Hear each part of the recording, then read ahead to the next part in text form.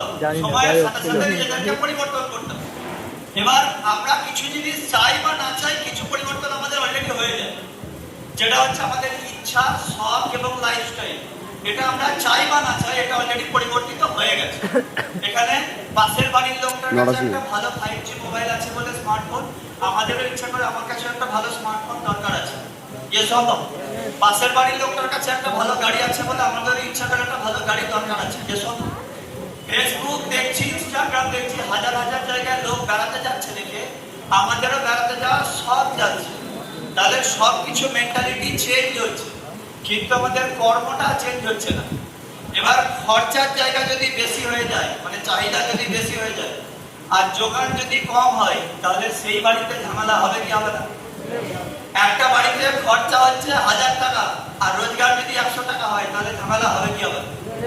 আমাদের mainly problem সেই একটা জায়গাতেই হয়ে যাচ্ছে। মানুষের চাহিদা প্রচুর বেড়ে গেছে, কিন্তু রোজগার অনেক কমে গেছে। আর সেই কারণে সেখান থেকেই যত ফ্রাস্ট্রেশন, ডিপ্রেশন তৈরি হচ্ছে। এবং সব থেকে বড় প্রভাব পড়ছে কোথায়? সেটা হচ্ছে সোশ্যাল মিডিয়ার যুগেতে এসে। আগেকার দিনের মানুষেরা এখানকার ঘুরে বেড়াতে অনেক কিছু ছিল, কিছু দেখানোর প্রয়োজন পড়তো না। এখনকার মানুষ যেটা নিজে করে তার থেকে লোককে দেখাতে বেশি পছন্দ করে। এসব আর এই দেখানোর চক্করতে গিয়ে যখন কেউ মানুষ তার ক্ষমতার থেকে বেশিতে চলে যায়, তখন যত ফ্রাস্ট্রেশন এবং ডিপ্রেশনের শিকার হতে হয়। তো এখান থেকে বেরোনোর জন্য রাস্তা কি রয়েছে? রাস্তা যদি দেখা যায়, ওই যে বললাম ডারউইনের বিবর্তনবাদ, এটাকে বোঝাটা দরকার। পড়াশোনা ছেলেমেয়েরা প্রচুর করছে, কিন্তু আমি একটা জিনিসকে বুঝে উঠতে পারি না যে পড়াশোনা যারা যেটাকে করছে, সেই বিদ্যাটাকে আমি যদি প্রপার জায়গায় কাজে না লাগাতে পারি, তাহলে সেই পড়াশোনা করে আমার লাভটা কি রয়েছে?